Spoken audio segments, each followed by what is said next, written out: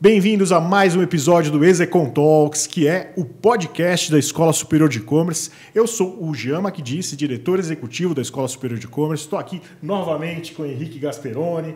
Da última vez, né, Henrique, o Thiago me acompanhou aqui junto com o Raul Prado, mas agora você está de volta. De volta, cara, em alto nível, né, cara? Um abraço pro Thiago, manda muito bem, super fera. Estamos de volta aqui. De volta. É isso e aí. como vocês sabem, a Escola Superior de E-Commerce, através do Execom Talks, procura humanizar as histórias, trazer realmente um pouco mais de calor humano, contando um pouco da trajetória dos personagens que fazem parte da construção da escola. Sejam eles nossos professores, nossos alunos, muitos diretores de empresas do mercado que apresentam seus cases nas nossas salas de aula. E hoje nós temos uma conselheira, né? Desde primeira hora, conselheira da Escola Superior de E-Commerce, do MBA Executivo em E-Commerce. Então, a Wanda Dias, ela, logo cedo, né, Wanda, a gente te convidou para fazer parte desse projeto, passou por ela todas as nossas ementas, todos os nossos conteúdos para serem avaliados por todo esse time de 20 destacados profissionais do mercado, né?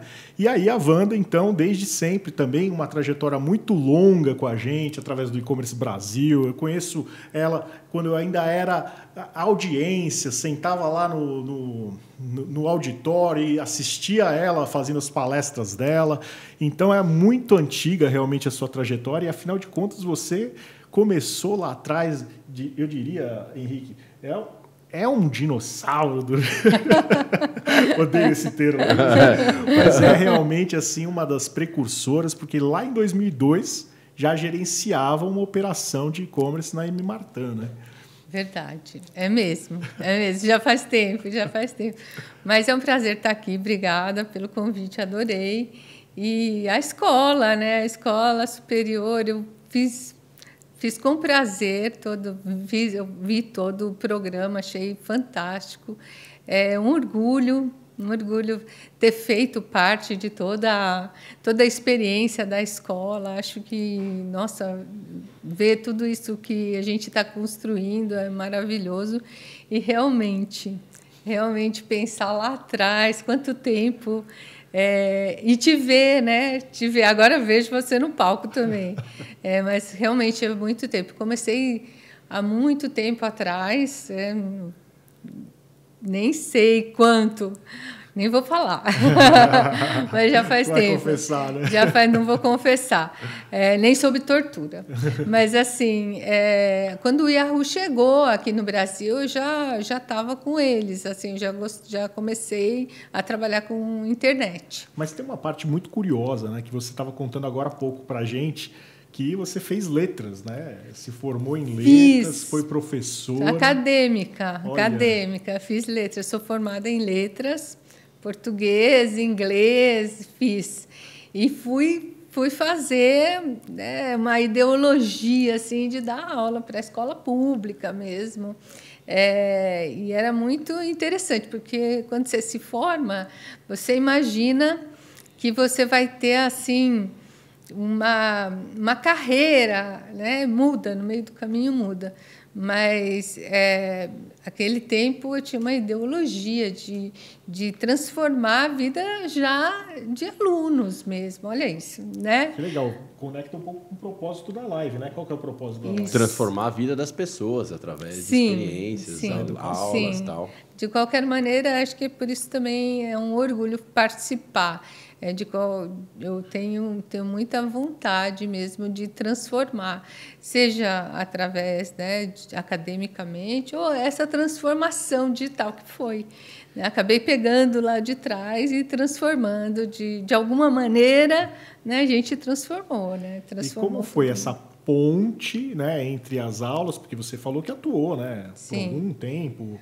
Atuei. Não foi por muito tempo. Na realidade, eu venho de uma história muito humilde, né? Eu trabalhei, eu paguei minha faculdade, eu paguei e trabalhava. Eu trabalhava, fazia faculdade, eu já trabalhava, eu era assistente, aí fui secretária júnior, sênior, plena, executiva bilíngue e fui secretária. E dava aulas também, porque eu fiz letras, né? Paguei minha faculdade e fiz letras e dava aula porque era uma ideologia e eu ia seguir carreira. Mas, na época, já se pagava muito mal para professor, né? O que é uma pena. Hoje em dia, é uma pena, ainda se paga muito mal. E aí eu completava a renda, né, eu era assistente e completava a renda com aulas. Depois aí eu estava... Daí era o contrário, né? Porque o professor não dava grana, e aí eu estava indo muito bem na carreira. E aí continuei e abandonei a carreira, né, de professora, parei de dar aula. E aí eu estava indo super bem na carreira, era secretária, mas deu teto. Assim, a secretária chegava numa hora que deu teto. E aí eu tive prazer aí de conhecer chefes muito incríveis, né? Teve gente muito legal na minha carreira que são hoje executivos brilhantes, gente que foi para Microsoft, Intel, e me deram aí alguns caminhos. Aí eu passei para assistente corporativa, tal, e acabei parando lá no Yahoo. E do Yahoo conheci a internet, né? E era um pessoal de tecnologia. Eu trabalhei na Compaq, muita gente de tecnologia, parei no Yahoo. E no Yahoo começou a minha trajetória com transformação digital. E você entrou no Yahoo em 2000, 2001, bem na época pós-bolha da internet, tudo em transformação. Foi a virada do milênio, assim. Mudando, Eu me lembro que tinha a programação do bug do milênio, né? Bug do milênio, bug do milênio. Foi bem essa época. E teve estouro da bolha mesmo, né? Eu fiquei rica e pobre. Porque a gente... Você entrou um mês atrasado.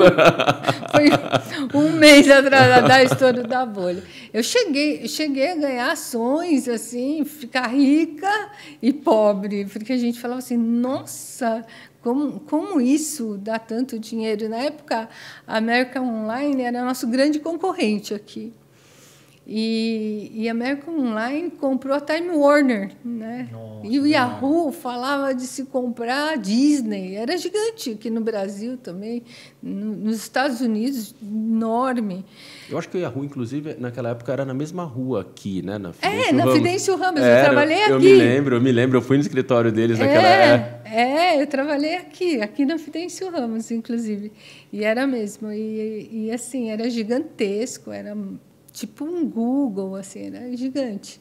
Eu me lembro que quando eu fui para a Califórnia, eu coloquei na mala assim, Yahoo, chegava lá todo mundo, nossa, Yahoo, era muito incrível trabalhar no Yahoo.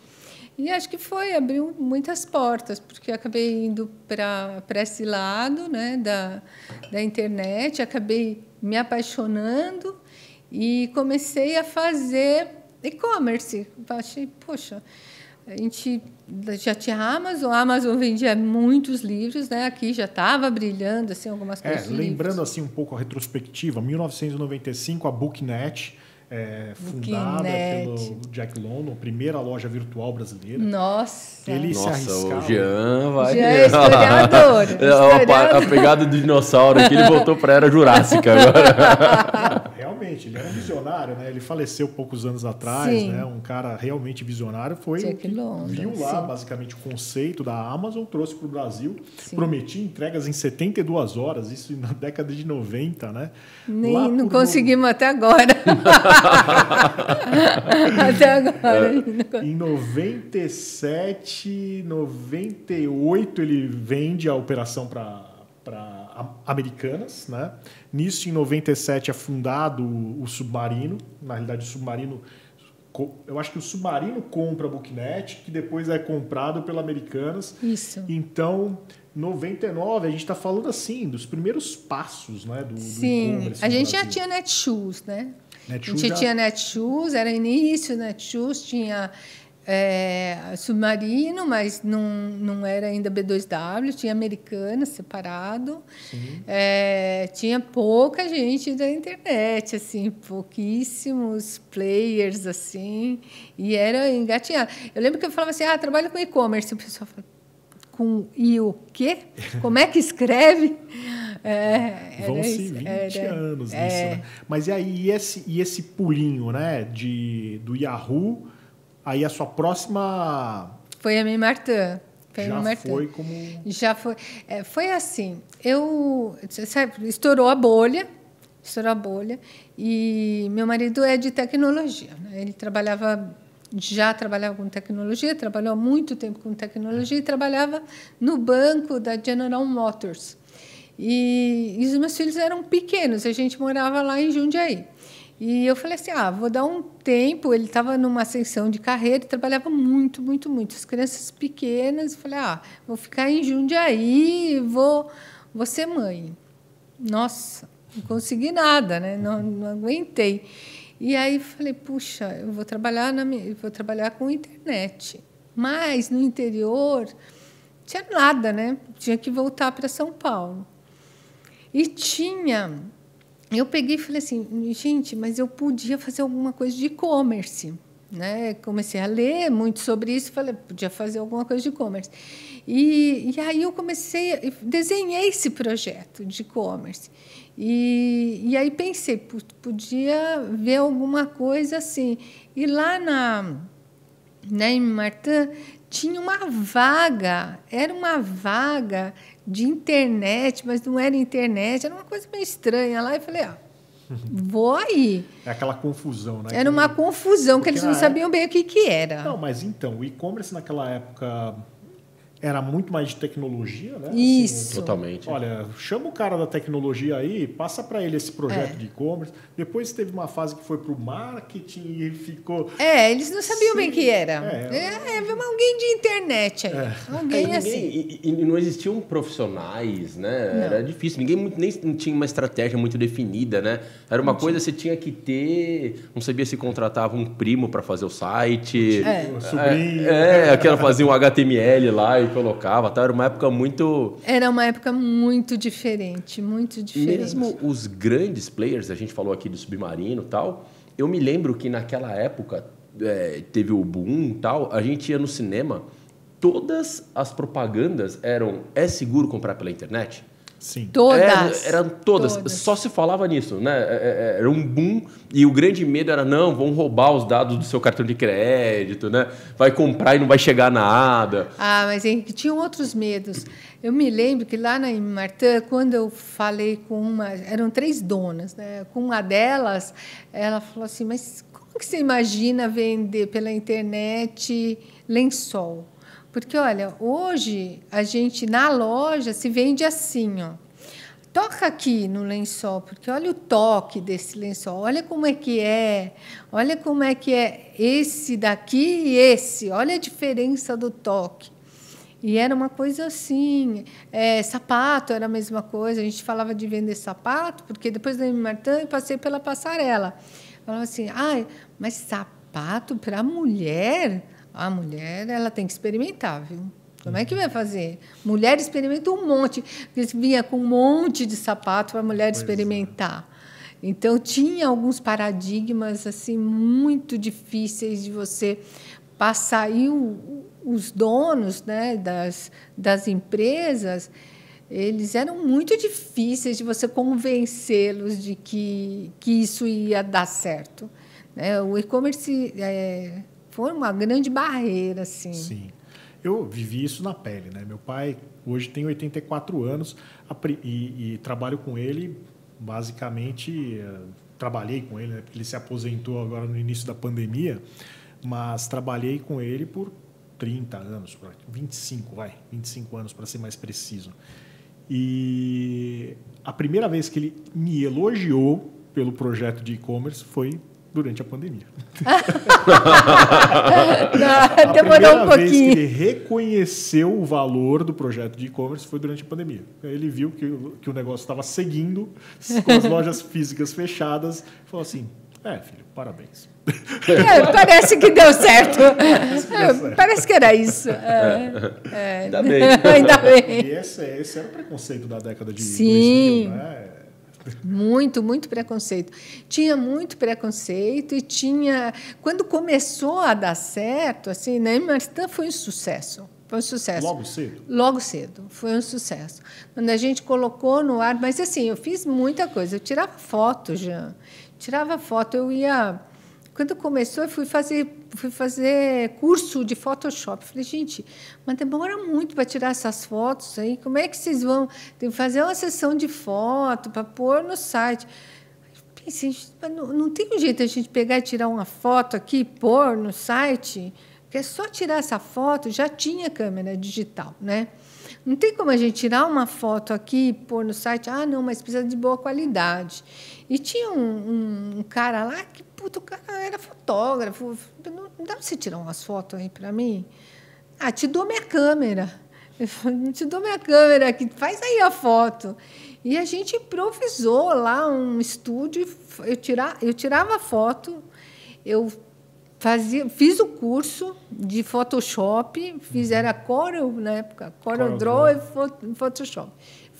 Cortava, fazia, subia a foto e faz embora. Toda a diferença, né? Uma boa foto é o vendedor do e-commerce. Eu acho que foi uma escola, assim, porque você acaba... Hoje, eu vejo o quanto isso influenciou na minha carreira, né? O que aconteceu e o quanto isso é bom, porque eu acabo ensinando muito, né? Você acaba desenvolvendo, você desenvolve, todo mundo que acabou passando comigo foi desenvolvido de outra maneira, porque você acaba enxergando outras coisas. Eu acabei fazendo 360, até logística, tive que ir lá ver o tamanho de caixa, qual é o tamanho, o que cabe aqui, o que não cabe.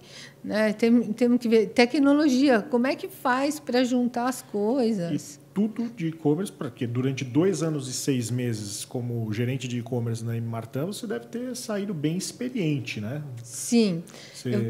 Eu tive que fazer, aprendi na raça mesmo como que fazia. Aprendi muito, muito, muito. Saí de lá, era a primeira loja da rede já. Ele subiu assim incrivelmente, foi um sucesso mesmo. E saí já com um projetinho de e-commerce, assim, sei fazer. Sei fazer. Isso que despertou a atenção da passarela. Daí a passarela falou, tá bom, vamos fazer alguma coisa. E já pensando, eu queria ser concorrente da Netshoes, né? Porque a Netshoes estava crescendo. Quero ser concorrente da Netshoes. E acho que já tinha tido um pulo do gato. Assim, a Netshoes tinha ido para Americanas e dentro da Americanas já estava crescendo. E aí o Vanuil me falou, vamos fazer aí, a Nina, que era irmã, já me conhecia, tal, vamos fazer alguma coisa, começamos a fazer. E o grande lance também foi colocar feminino, né? Aí o feminino estourou. E vendeu muito a passarela. A passarela, então, era uma rede de lojas físicas que também se lançou no e-commerce mais ou menos nessa época. Já estava antes ou você que lançou o projeto? Eu que lancei o projeto. Né? Eu junto com o Arnaldo Borim, que hoje é um dos diretores da Marisa. Marisa.com. Borim, que legal. Eu ia te perguntar, Wanda, assim, o seu background na área de letras, porque normalmente o que a gente falou as pessoas que operavam no meio de e-commerce e tal, eram um pessoal normalmente programadores. Tecnologia, né? Ou, no máximo, uma galera do marketing, ou que tinha uma pegada mais empreendedora e tal. Mas o fato de você ter um background de letras, de texto e atenção a esses detalhes, você percebeu que fazia diferença? Porque normalmente você via que as descrições eram o mais simples possível, sabe? Esses detalhes ajudou você naquele momento ou não? Sim, até hoje, né? Porque a SEO é importante, né? Até hoje ajuda. Eu acho que o texto e a boa escrita, ela sempre ajuda você em tudo. Eu acho que toda a parte de letras, ela sempre me ajudou a ser autodidata. Então, acho que isso me ajudou muito a ir para frente em toda a minha carreira. E mesmo em inglês também, né? Ajuda, porque você acaba lendo, você acaba indo atrás de muita literatura, você acaba lendo muito, em letras você tem que ler demais, então você lê muito o tempo inteiro.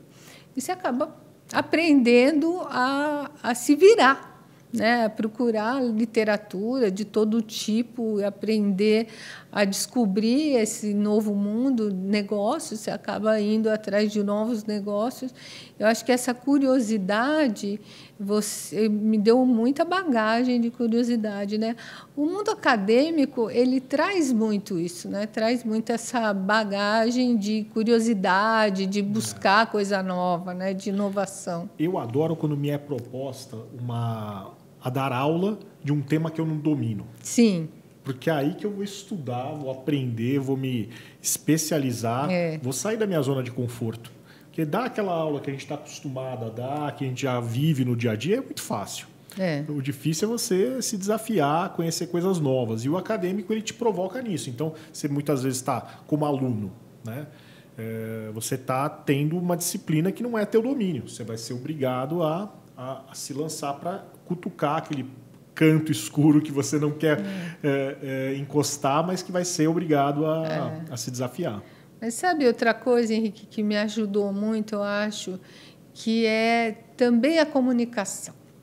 Porque quando você tem o domínio da comunicação, principalmente para você conversar com empresários, né? Você levar um projeto e você tentar explicar o que é esse projeto, o domínio dessa comunicação e dessa explicação, e você ter esse raciocínio de como se comunicar e o que dizer, saber... Porque quando você está na sala de aula, você tem que deter a atenção desse aluno, né? Eu usava muito isso para empresário, entender o que o empresário queria para juntar com o meu projeto e explicar, olha, isso vai dar certo para o seu negócio. Porque estimula a inteligência verbal, né? Que você consegue realmente ser capaz de fazer a comunicação, persuadir, encaminhar uma linha de pensamento. Sim. Que é o início de qualquer projeto. Que é o início de qualquer projeto. E daí? E aí, porque a Wanda, inclusive, ela tem uma carreira muito ligada à moda, né? Muito. Toda ela, praticamente. Eu acho que, tirando a fase da secretária, né? Sim. Você começou já com M. Martin, que é um tipo de moda, depois foi para passarela, e da passarela para Trousseau, que também, né? Moda, sempre tem algo feminino e moda, ligado a feminino e moda. Sim. Sempre tem alguma coisa. Teve uma época que eu falei assim, gente, eu sou uma pessoa de internet especialista no mundo moda feminina, porque eu sabia bastante como a mulher se comportava na internet.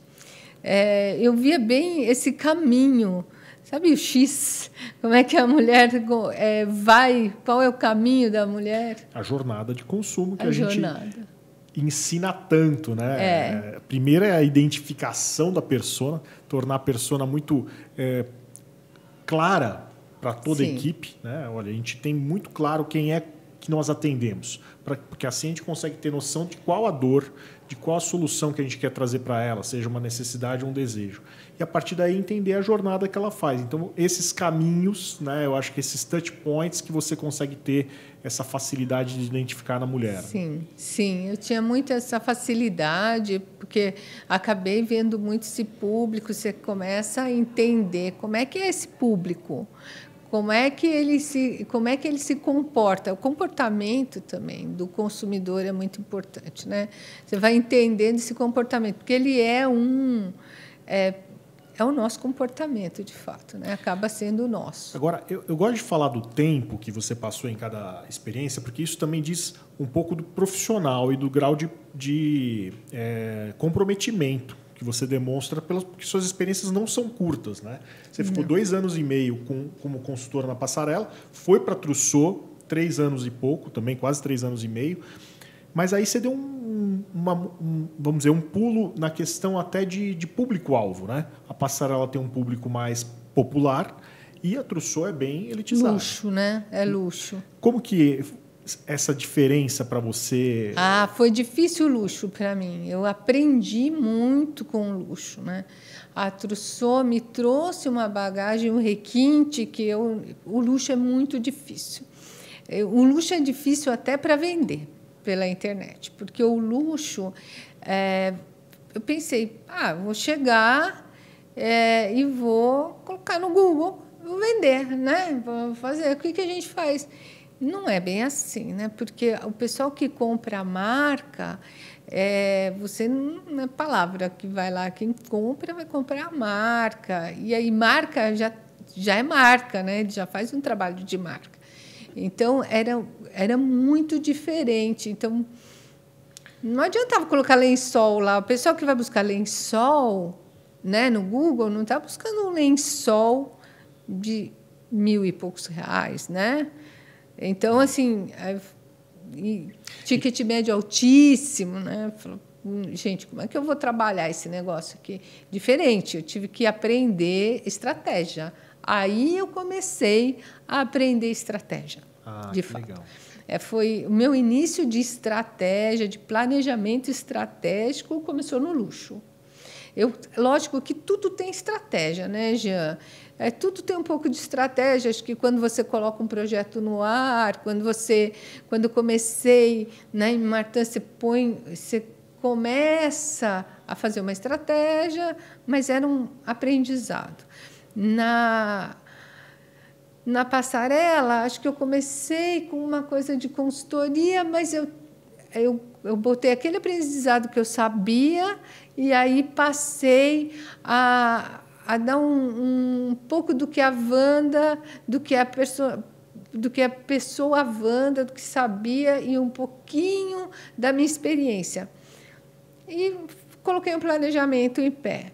Agora, estratégia de fato, planejamento estratégico, planejamento de marketing, porque na Trusol eu não fui só e-commerce, né? Fui marketing institucional também, fui físico e online. E aí eu tinha que juntar esses dois mundos. Aí aprendi de direito, que era juntar as duas comunicações, fazer um planejamento estratégico de marketing muito estruturado.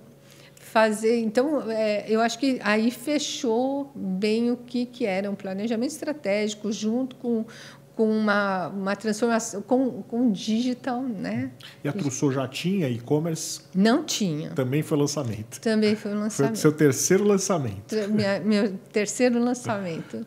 Minha terceira vez de implantação. E veio com a parte logística, obviamente. Com a parte logística, obviamente. Vocês montaram centros de distribuição? A gente montou uma célula de logística dentro já de uma logística de loja, né, que já existia lá. Segregou estoques? Segregamos estoque para e-commerce e tudo.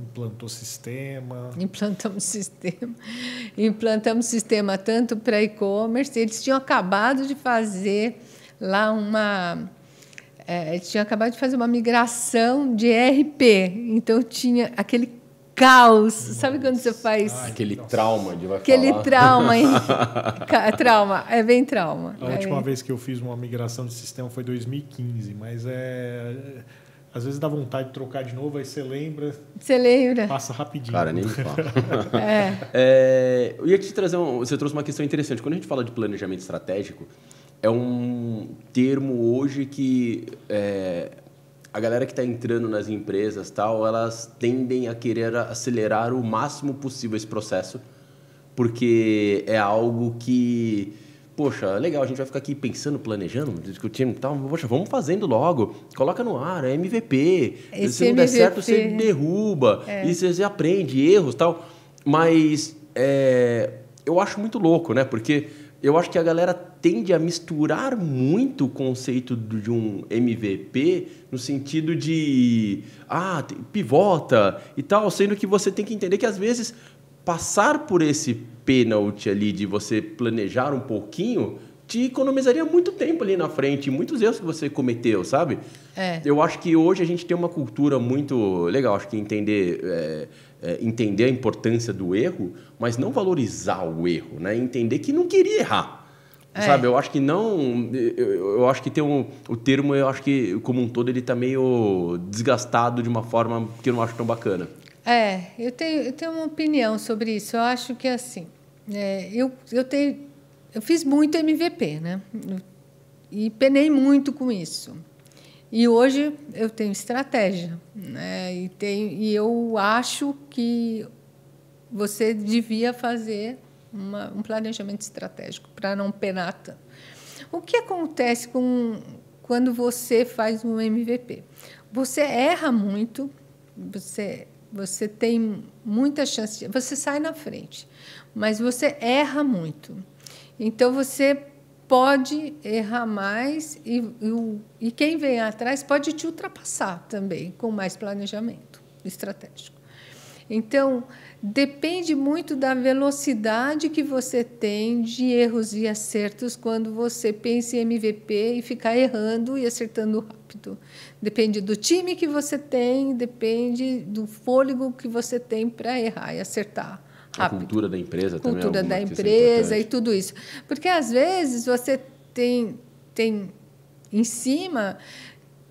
Tá, errou, acertou, errou de novo, aí vai desestimulando e fala, não sei se vai dar certo. Né? Enquanto isso, tem quem está atrás de você, está planejando, planeja melhor, vê os seus erros. Esse é o ponto, né? E aí pega e te ultrapassa. Entendeu? Acerta na veia e vai embora. Acerta e vai embora. Então, eu acho que tem que tomar um cuidado com isso. Depende muito. Você tem que se conhecer muito para você entrar numa de MVP, começar a errar, acertar. Eu já fiz isso, então eu sei os dois lados. Então, depende dessa cultura que a empresa tem. E depois disso, né, depois da Trousseau, veio a sua fase de lingerie. Foi na época que eu conheci ela.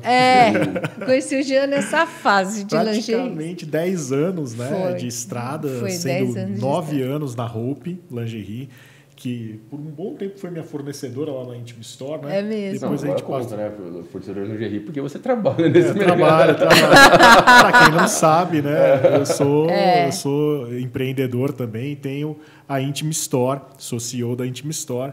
Então, a gente lá atrás éramos revendedores multimarcas, ainda somos revendedores multimarcas, mas hoje a gente trabalha com 70%, 75% marca própria, né? Uhum. Mas lá na época a gente era clientes da Hope, né? A Iracema. A Sema está lá ainda. Me atendia lá, né? E depois ela ainda ficou um ano na lingerie. E você, então, teve, assim, vamos dizer, uma imersão mesmo em moda feminina. Sim. Aí já falando... Tudo bem que é uma moda íntima e tudo mais, mas aí você mergulhou de verdade no mundo da mulher, né? Eu mergulhei de verdade. Aí não foi uma implantação, né, de e-commerce. Já existia. A Hope foi precursora também, né? Já tinha o e-commerce. Sim, eles são muito inovadores, né? O seu Nissin, na época, quando eu conheci, me apaixonei. Um cara que eu tenho como um grande professor.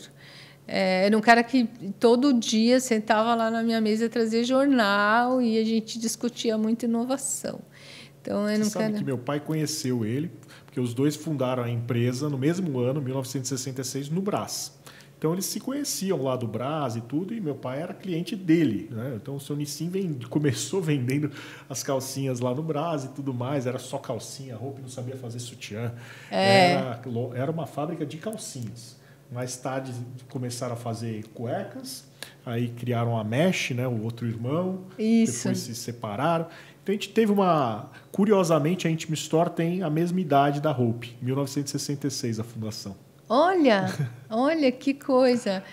E quando eu fui para lá, a Sandra que me contratou, né? A Sandra, uma das filhas, ele tem 3 filhas, uma delas que me contratou. Ela é a atual CEO, não? Sim. Ela é bem atuante. E eu fiquei impressionada o quanto a Sandra conhecia de e-commerce, porque a maioria das empresas que eu passava, como eu falei para vocês, ninguém conhecia muito de e-commerce. Eu fiquei impressionada o quanto a Sandra conhecia. Ela é bem atuante na época, né? Para as pessoas em geral, principalmente para os empresários. Mas ela é bem nova. Ela é bem jovem.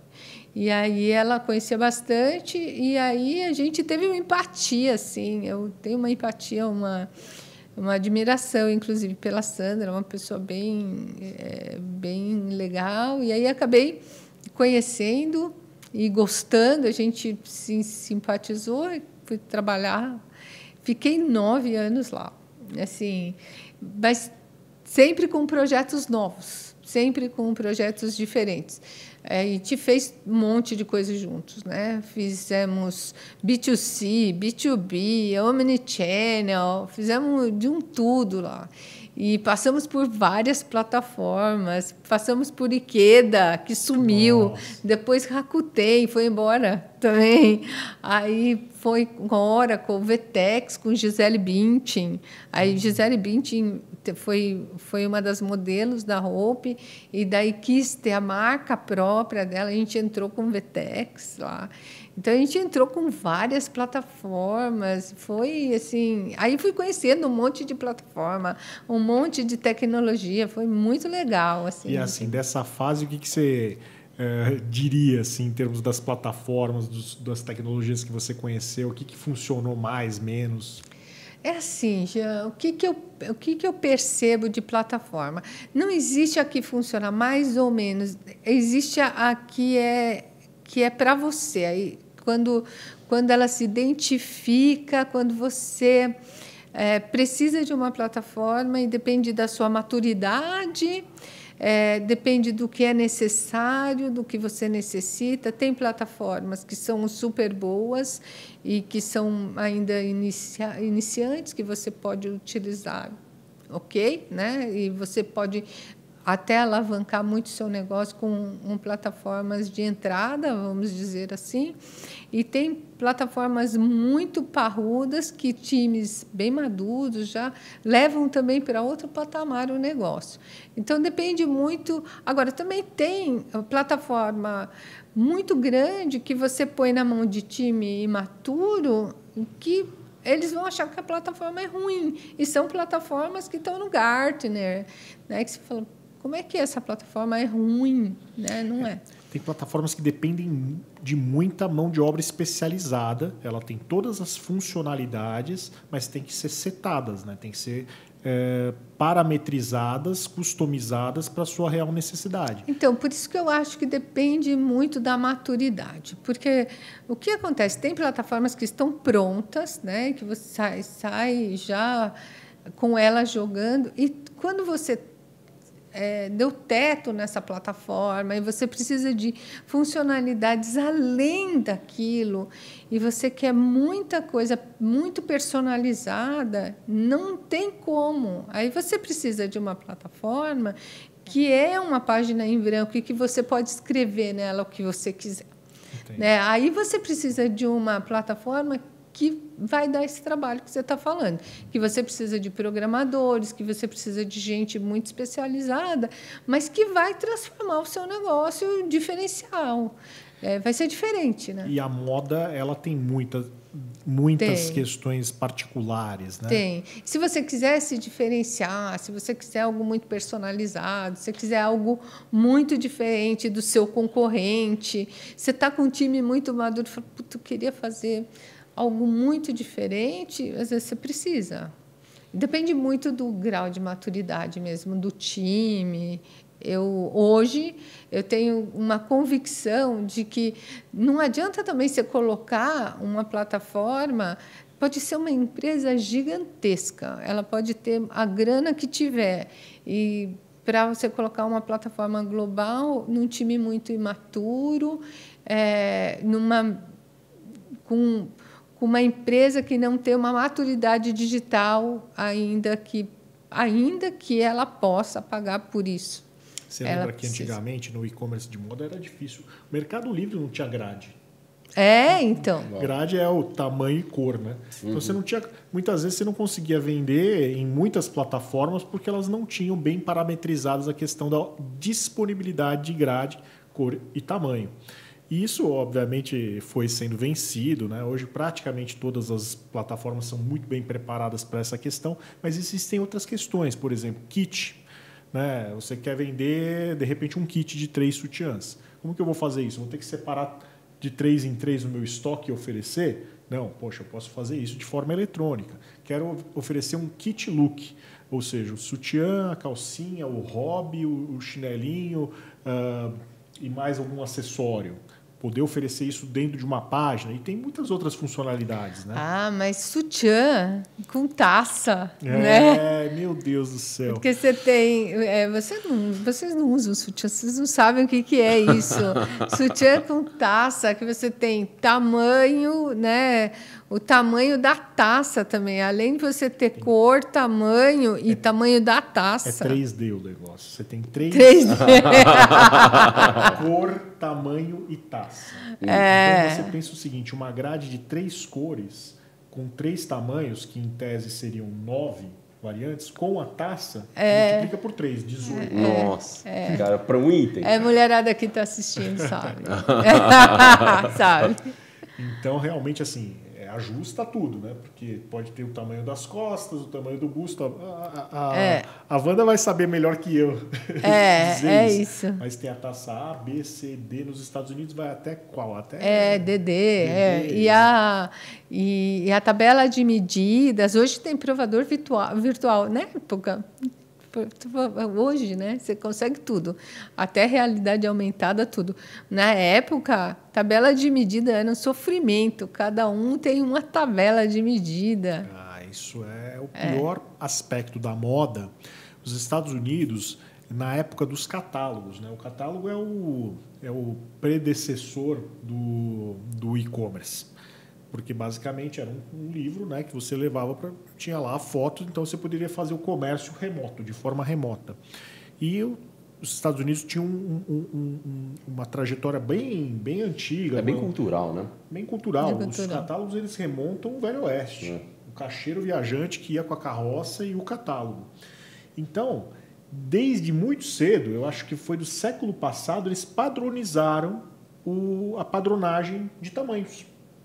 Então, lá é certo. Você vai ter um tamanho, você sabe que aquele tamanho te serve em todas as marcas. Isso foi um fator super importante para a popularização do e-commerce nos Estados Unidos e é um dos principais calcanhares de Aquiles do Brasil. Então, eu já vi grife que faz o M maior para a mulher G se sentir bem porque está comprando M.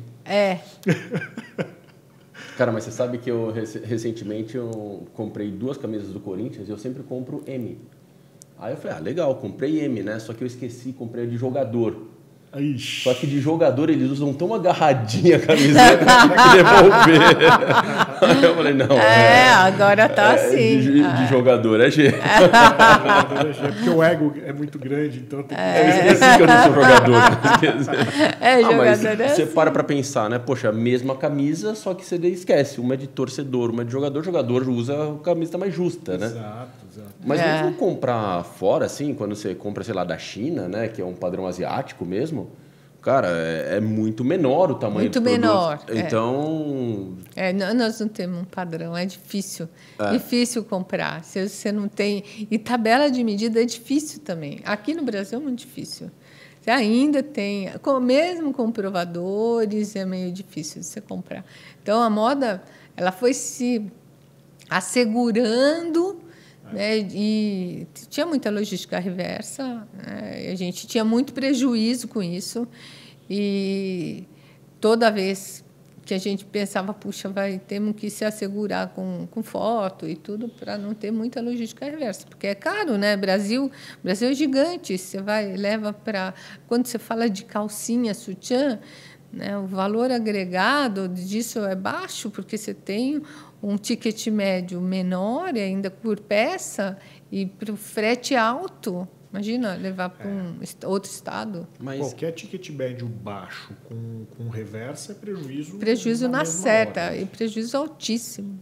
Mas aí não é uma oportunidade para as marcas trabalharem? Porque eu digo no sentido de, a partir do momento em que você sabe o seu tamanho naquela marca, te dá um sentimento de tranquilidade para comprar, não é? Porque, poxa, a partir do momento que você sabe, olha, eu uso tamanho M ou G ou tamanho, sei lá, 36 ou tal, você sabe, poxa, aqui eu estou confiante para comprar, Também. porque eu tenho a certeza que esse é o meu tamanho. Também. Então, acho que um grande fator é esse, né? Porque eu acho que traz uma segurança, né? Teve muita empresa que aproveitou disso e falou. Por isso que começou a primeira troca grátis. Né? Entendi. Foi nisso que começou. Primeira troca grátis. Leva, aí você escolhe, né? E aí devolve por conta disso. Exatamente por isso que você está falando. Porque tiveram dois fatores que, de fato, ajudaram a popularizar o e-commerce no Brasil. Um deles é essa iniciativa privada de oferecer a primeira troca grátis e a lei do arrependimento, né? Onde o consumidor tem direito em 7 dias a se arrepender e ter o seu dinheiro de volta, e isso a empresa deve arcar com o custo da reversa e tudo mais. Isso é só no e-commerce, né, cara? Isso é interessante. Só no e-commerce. Porque na loja física você não pode, né?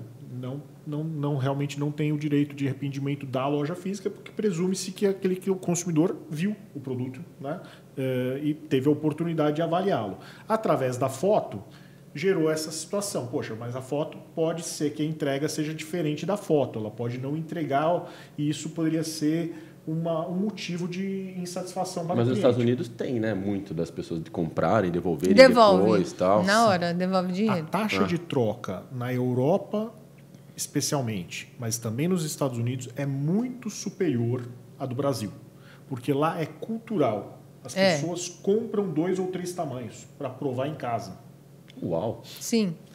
Ainda não conta isso, viu, pessoal? Vocês estão escutando a gente da aqui. Indústria, certo? Então não prejudiquem, não contem isso aos consumidores, não contem isso aos consumidores. Então eu já sei, quando for comprar uma camiseta do Corinthians agora, eu já sei que eu vou comprar. É muito normal. Na Europa, a taxa de troca é bem maior de devolução por conta disso. Ela compra 2, 3 tamanhos, prova que ficou bom, devolve as outras 2 e toca a brasa. Isso, de certa forma, é incentivado pelo mercado, pela indústria.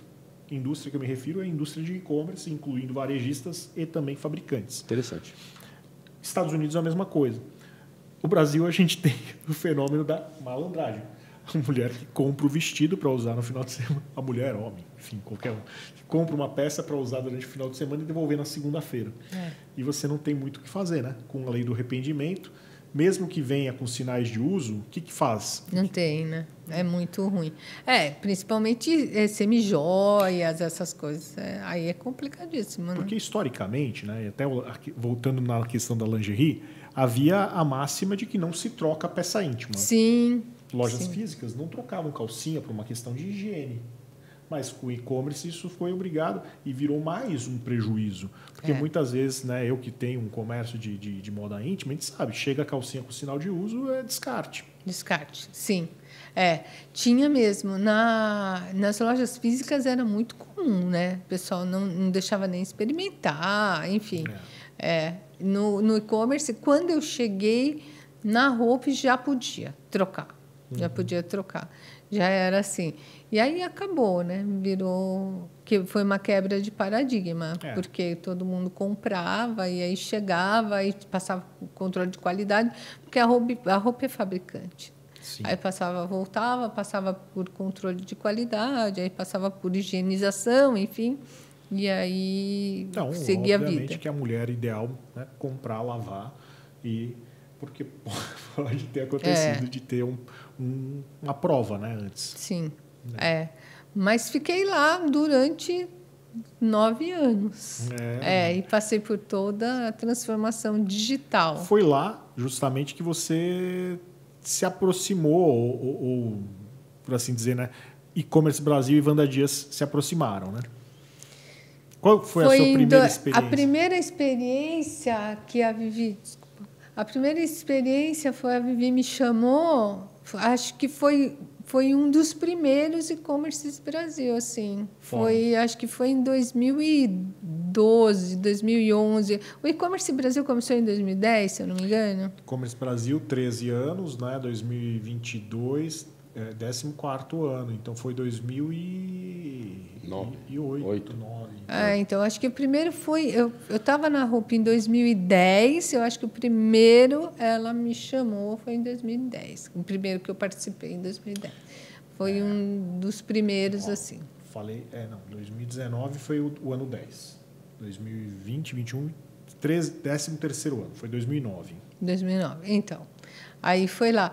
Aí eu participei e era assim, não tinha ninguém, assim, era pouquíssima gente que ia. Eram assim... Foi na FEComércio. Foi a primeira edição do fórum. Era bem pequeno, assim, não ia muita gente. E fizemos alguns juntos, assim. Considerando que o último foram 20 mil pessoas, Então, gigantesco. Gigantesco. O mercado cresceu mesmo, né? Foi. E esse é um conceito que está muito relacionado no e-commerce, né? A gente discutiu isso em outras ocasiões. O mercado se ajudou. Né? É diferente daqui. O mercado ele sempre teve uma visão de abundância, aonde o seu bom trabalho no e-commerce fomenta mais consumidores para o meu negócio. Sim. A gente precisa atrair cada vez mais consumidores a confiarem. E o e-commerce ele sempre trilhou esse caminho. Eu acho que algumas indústrias mais tradicionais, antigamente, tinham sempre aquela visão de escassez. Né? Não, eu não posso dividir meu bolo porque ele é limitado. Eu acho que o grande diferencial do e-commerce foi isso. Foi a troca de informação, a generosidade do e-commerce. O pessoal foi muito unido, né? Sempre foi muito unido. Acho que também foi muito difícil. Né? Foi muito difícil para todo mundo. Muito comum. Tem um professor, eu não vou citar o nome, obviamente, porque ele é empregado hoje em dia nessa empresa e vai prejudicá-lo, mas ele fala, cara, eu me realizo dando aula, mas hoje, na minha função, a minha empresa me proíbe de dar aula. Porque, em tese, ele poderia falar alguma coisa estratégica que poderia prejudicar os interesses da empresa dele. Então, tem algumas empresas no nosso mercado, inclusive de e-commerce, que não deixam as pessoas irem palestrar, não deixam falar, não deixam se pronunciar. Existe, mas é muito menor do que em outras indústrias.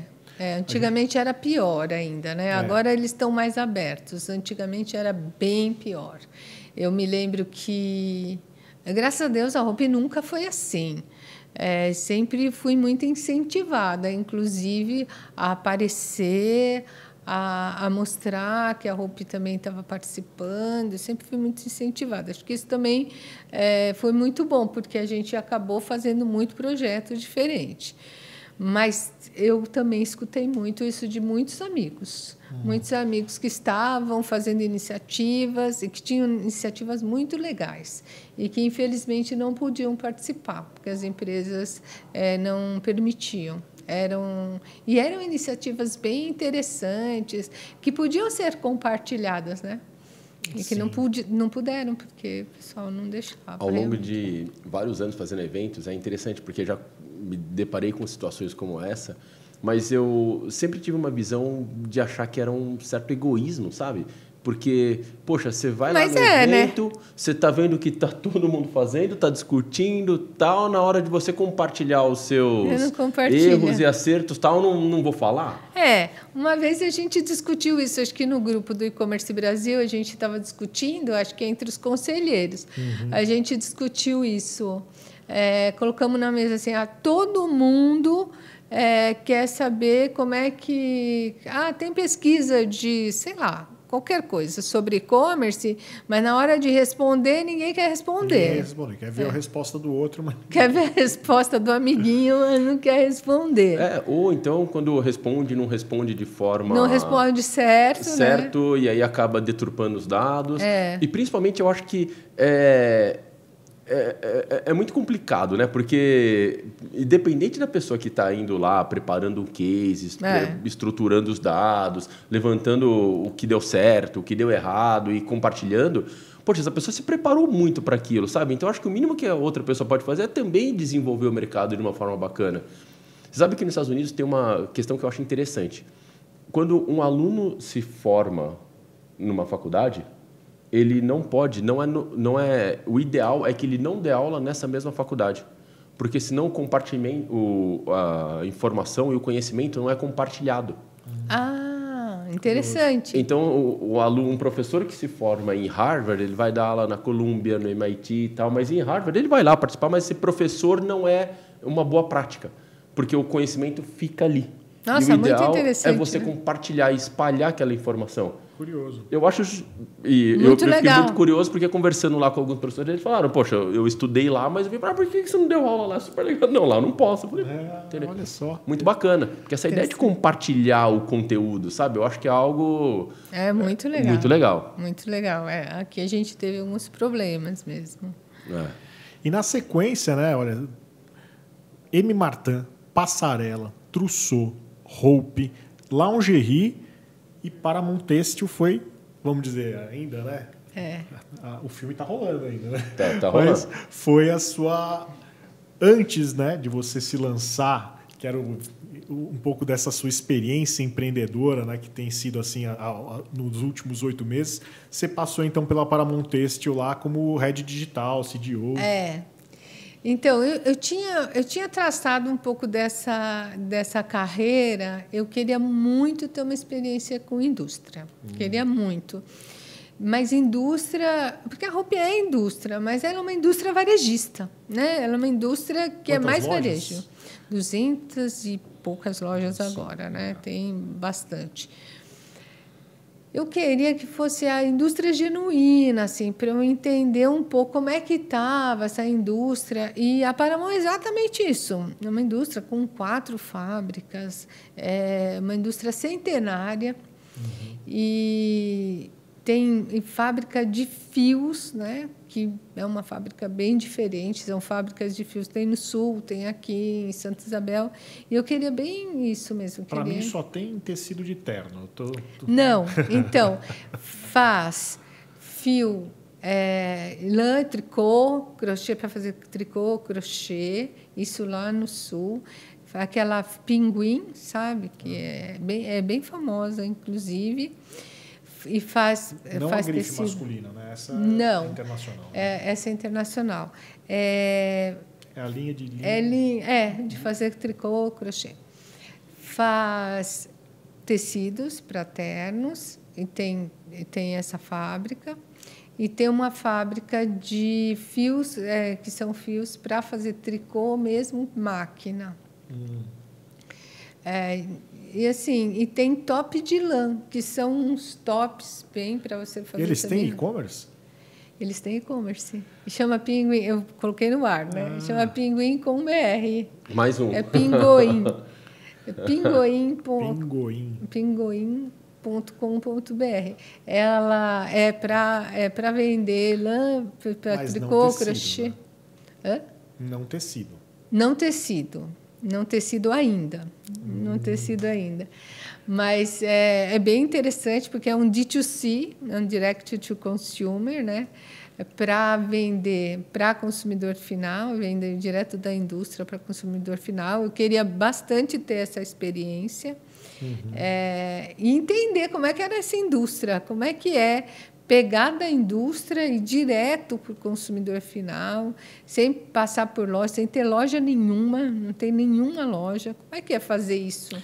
Eu queria muito saber a tua opinião a respeito, porque quer queira, quer não, se você pega como fazer isso sem bagunçar a cadeia de fornecimentos, né? Como que eu consigo fazer Porque tem várias vantagens de ser o D2C, você acessa a informação, você oferece todo o seu portfólio, você faz a sua característica, né? o teu envolvimento, transmite o sentimento que você quer transmitir sobre a sua marca, mas, ao mesmo tempo, você começa a concorrer com seus próprios canais de distribuição. Depende, né? Depende se você tiver uma política comercial legal ou não. Né? Eu acho que tudo depende da sua política comercial. Você tem que saber dosar direitinho a sua política comercial. Precificação, especialmente. Especialmente precificação. Quando você determina a sua política comercial de acordo com o que você, a sua cultura, enfim, aí eu acho que funciona bem. Eu acho que é bem interessante. E aí tem todas essas vantagens que você falou, né? A vantagem de você ser dono dessa comunicação, determinar o produto, é muito interessante. É muito interessante. Eu acho que assim, tem muita coisa que o varejista ele não consegue ter todo o portfólio, né? O mix todo de produto. E isso a indústria consegue mostrar todo. Para o marketing da indústria, fantástico. E vocês utilizaram full commerce ou fizeram próprio? Fizemos próprio. Porque eu tinha já essa experiência, né? Sim. Já tinha essa experiência. Podíamos ter feito full commerce. Mas, como eu já tinha essa experiência, eles tinham todo espaço, tudo pessoal, pronto lá. Talvez. Tinha tudo. A gente não quis utilizar um full commerce, então fizemos por lá. E aí tinha outras possibilidades de entrar. O projeto era maior até, né, de entrar com outras opções. Possivelmente vão entrar ainda. Mas são muito interessantes. Assim, é uma empresa muito interessante, com várias marcas interessantíssimas. Os ternos, né, os tecidos para ternos são interessantes. E foi uma experiência incrível de indústria, e eu entendi como é que está a indústria. Eu entendi, puxa vida, a indústria está entrando, né, nesse mundo, que para a gente é um mundo que eu entrei lá atrás, né, lá no varejo, e está entrando e falta muita experiência para eles. Falta muita experiência, eles não sabem realmente, precisam muito de ajuda de especialistas. E acho que a gente tem tudo. Jean, é exatamente como a gente estava no varejo lá atrás. É exatamente aquele momento. A indústria está passando por isso agora. Está passando por isso agora. Por isso que, às vezes, ontem mesmo conversando com um aluno, ele tem uma loja de implementos agrícolas e maquinário também, e ele está querendo se lançar no e-commerce, e ele mora no interior do estado. Então, primeira grande dificuldade, acesso a profissionais gabaritados. Ele está cursando conosco o intensivo em e-commerce, compreendendo o 360 graus do que é o ecossistema do e-commerce. Então, a conclusão dele, praticamente concluindo o curso, é que, poxa, eu preciso trazer um especialista. Eu sou o gestor do negócio, eu preciso trazer especialistas. Eu não estou achando especialistas no interior de São Paulo. Então, ele está caminhando com a ideia de colocar num full commerce. Que aí ele vem junto, né, com uma agência full service, vários especialistas, ele compartilha um pouquinho das especialidades. Então eu falei, olha, desde que você consiga ficar longe do teu estoque, consiga dedicar um estoque a isso, pode ser um caminho bom para você. Caso contrário, aí que ele me chegou com essa questão. Poxa, mas e o pessoal? Como que eu formo esse pessoal aqui? Né? Se eu não sou um especialista, estou aprendendo aqui com vocês um pouco, para entender um pouco. Então, são canais. Ou contrata a Wanda, ou contrata o full commerce. Né? É isso. Agora, Wanda, quem está assistindo, quem está vendo a sua foto e tudo mais, vai ver que você começou com 10 anos a trabalhar, né? Aí, ao longo desses próximos 20 anos... 20 anos, né? Você fez 20 anos de carreira, você resolveu... Empreender. Mais ou menos. Eu sempre... Ficou maluca. Eu fiz algumas iniciativas. Durante o período. Durante essa consultoria lá atrás. Eu fiz algumas iniciativas. Então, assim, eu tentei abrir uma loja de bijuterias. Lembra daquele período lá em casa, sim, antes da M. Martin? Assim, eu estava lá em casa, estava cuidando dos filhos, eu abri uma loja de bijuteria online. Eu tentei abrir essa loja sozinha, mas não tinha jeito, porque você tem que comprar, colocar para vender, tem que cortar foto, tem isso aqui, não deu certo. Aí eu também tive um bistrô. Eu tive um bistrô em 2012. Aí meu marido, quando saiu do banco, a gente abriu um bistrô lá em Jundiaí. E aí a gente fez uma iniciativa também. Então, eu tive algumas iniciativas. E aí essas consultorias.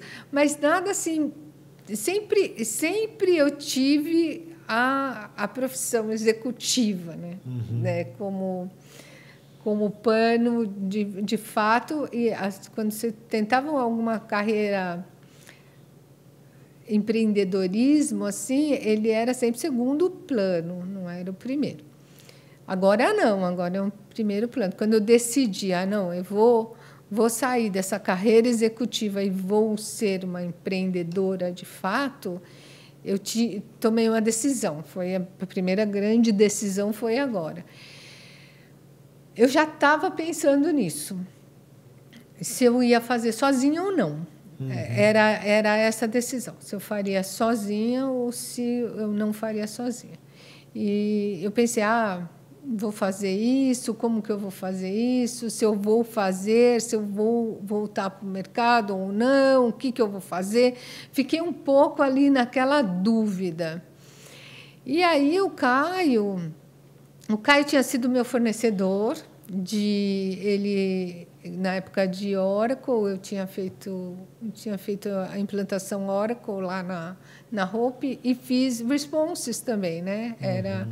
E aí ele implantou Responses lá.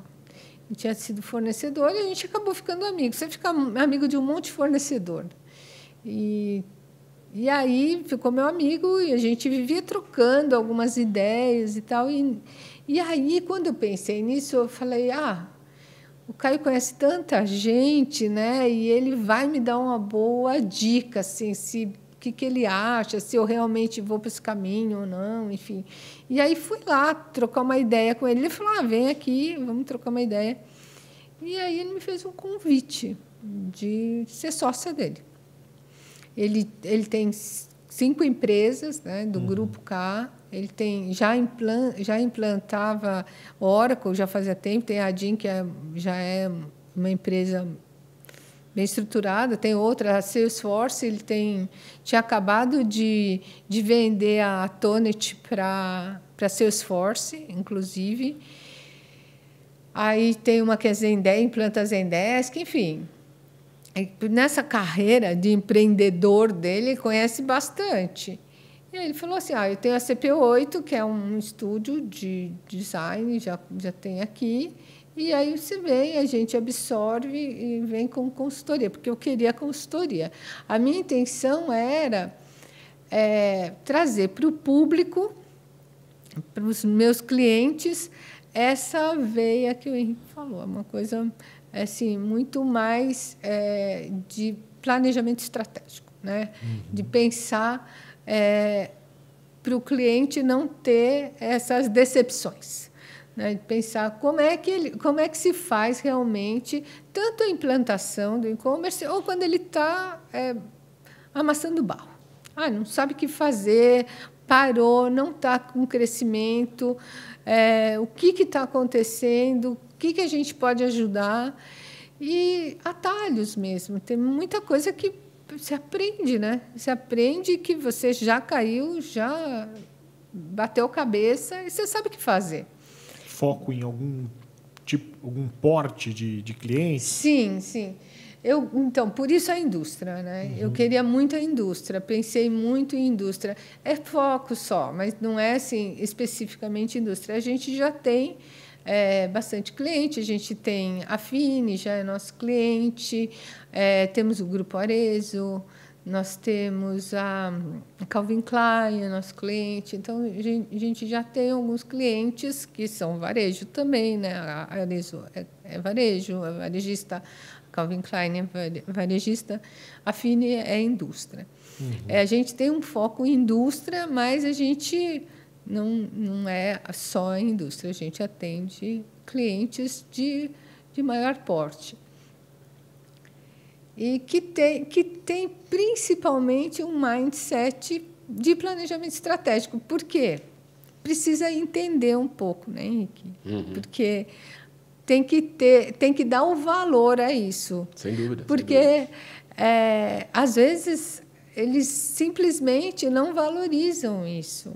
Simplesmente a pessoa tem que dar o valor a isso. Há pouco tempo nós fizemos uma consultoria para a Calvin Klein e nós fomos selecionados, né, para dar essa consultoria, mas por uma pessoa que tem, o gestor tem esse mindset de que precisa de uma consultoria de planejamento para se fazer isso, e foi perfeito. Saiu tudo como planejado, virou certinho, na data correta, foi super bem, não teve nenhum percalço, ou seja, sabíamos todos os atalhos, né, para não dar nada errado. Então, acho que é isso o grande sucesso do planejamento estratégico, que é o que você falou. Exato. Você não ter nenhum percalço no meio do caminho.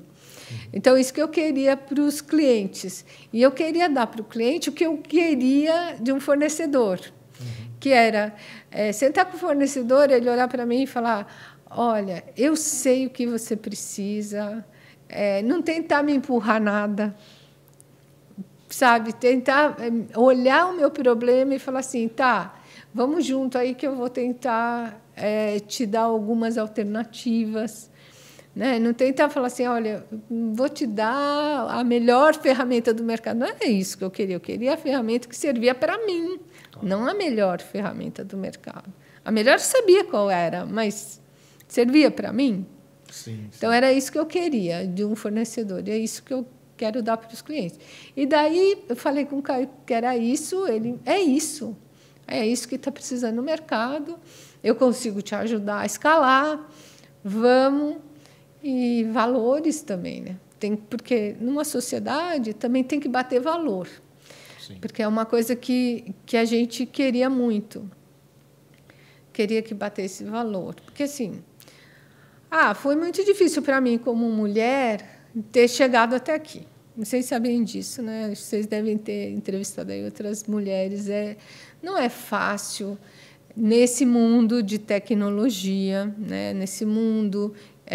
Quando comecei, eu era convidada para ir jantar, só ia homem, não tinha mulher, não tinha.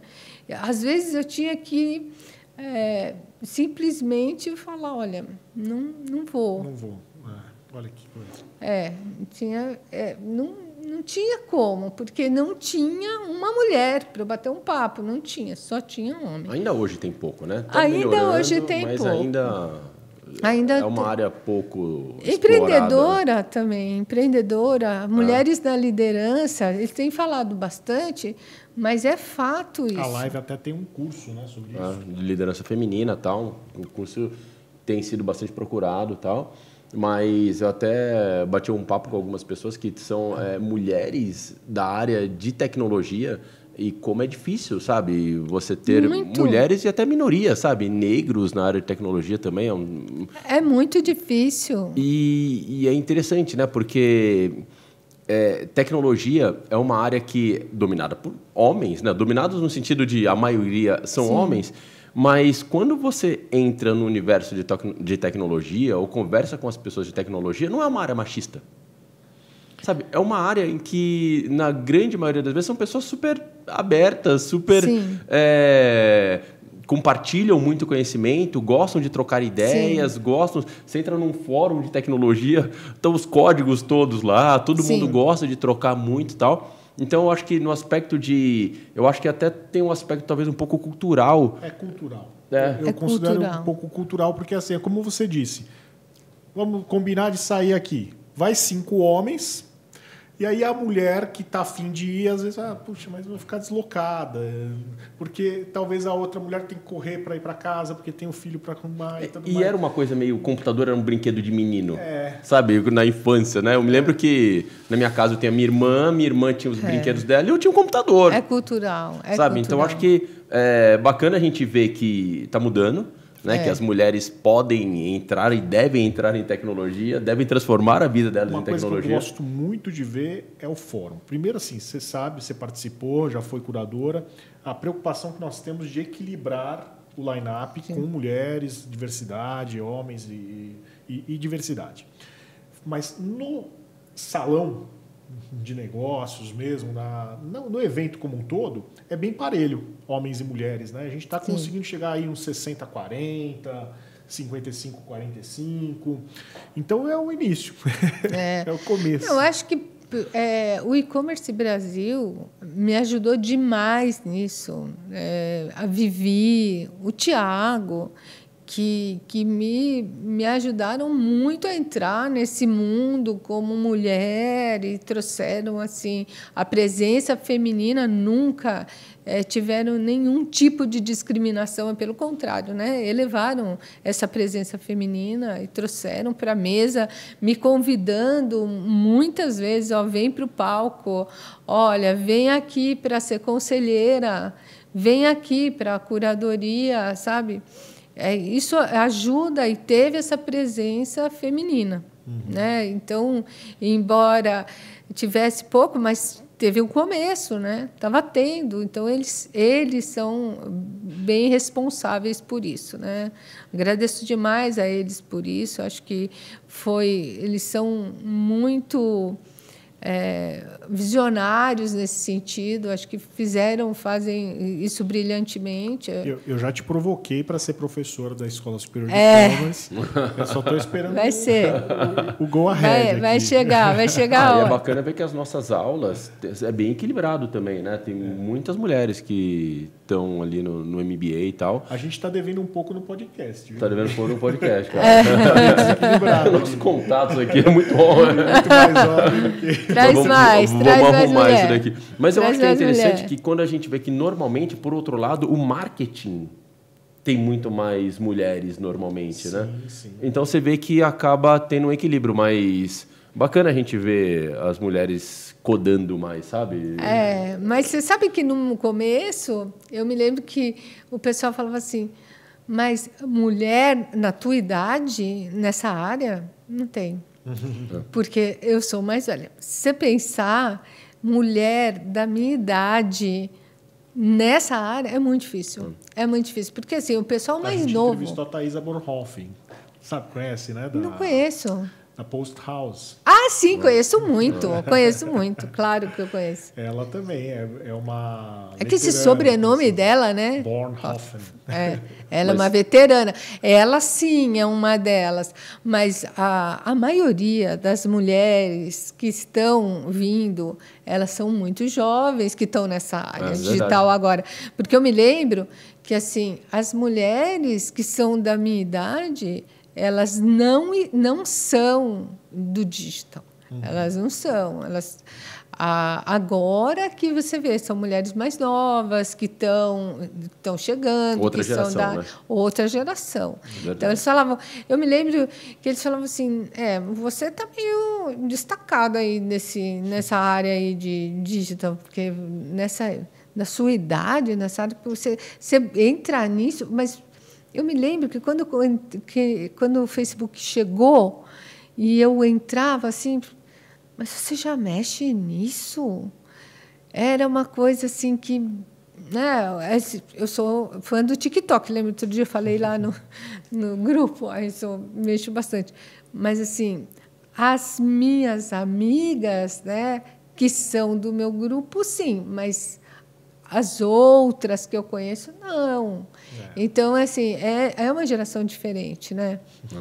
É uma geração diferente. Compartilha conosco as suas ideias finais aí com a nossa audiência. O que você poderia deixar de recado para...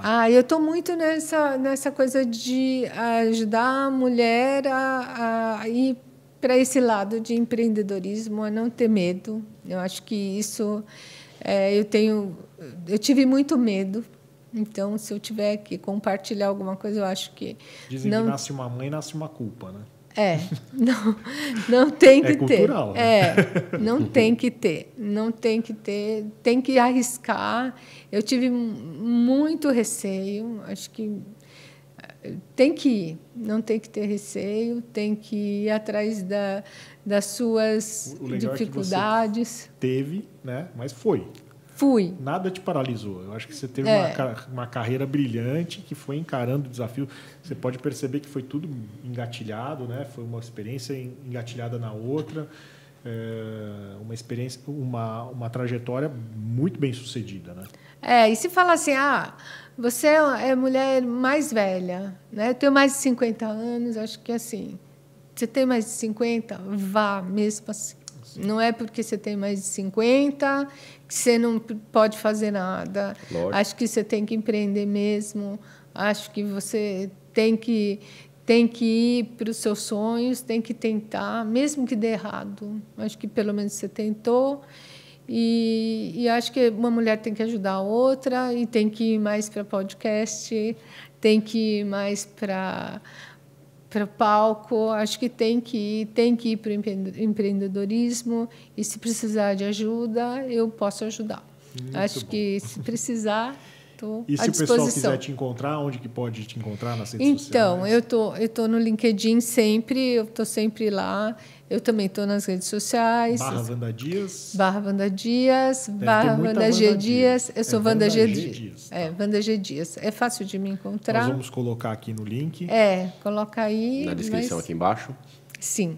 Bacana. E a gente tem um presente para a Wanda. Aqui, ó. O Jean separou aqui. Carregador de indução exclusivo da Escola Superior de E-Commerce. Acompanha Adorei. nossos kits de boas-vindas para os alunos, para os professores. Obrigada. Muito obrigada. Adorei. Muito obrigada. bom, Wanda. Obrigado pela presença. Valeu Foi pelo bate-papo. Prazer. E música, né? Será que ela pode escolher uma música? E música, mas agora você vai ter que me dar uma dica de uma música. Não, uma música, só uma, para a gente colocar para os alunos curtirem nos intervalos, enquanto chegam aqui para a gente.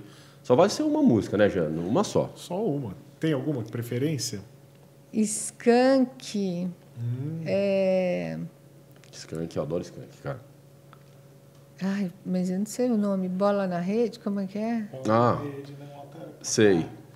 Porque é Copa, né? É verdade, né, cara? Copa do Mundo.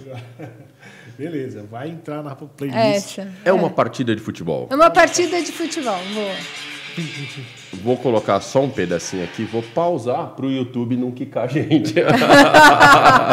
Mas está salva que é uma partida. E que vem o Hexa, né, amigo? Que vem o Hexa. Wanda, muito obrigado pela sua presença. Obrigada, por ter vindo. Muito obrigado pela sua parceria ao longo desses 2 anos, né? Estamos formando nossas primeiras turmas agora. Conta comigo. Os trabalhos estão rolando, né? Os shifts, que são os nossos trabalhos de conclusão de curso. Então, para nós é uma concretização e certamente você fez parte disso. E contamos com você ainda por muito tempo. Tchau, pessoal. Conta comigo. Um abraço para a galera, né, Jean, que está curtindo aqui. Um abraço para a galera, esperando a câmera focalizar. Aí. Para a galera que está curtindo, não esquece de deixar o like, compartilhar e fazer tudo aquilo que todo mundo já sabe. Nos seguir. A gente tem que chamar um grupo de shift aqui para entrevistá-los, hein, Jean? Com certeza, vamos trazer as experiências aqui. Vamos ver como é que foi o feedback em tempo real. Com certeza, porque a gente põe lá a galera na pressão e faz um suspense ainda, mas até agora todos aprovados. Até agora deu certo. Até agora deu certo. Valeu, galerinha. Gente, forte abraço. Até o próximo episódio de Execom Talks.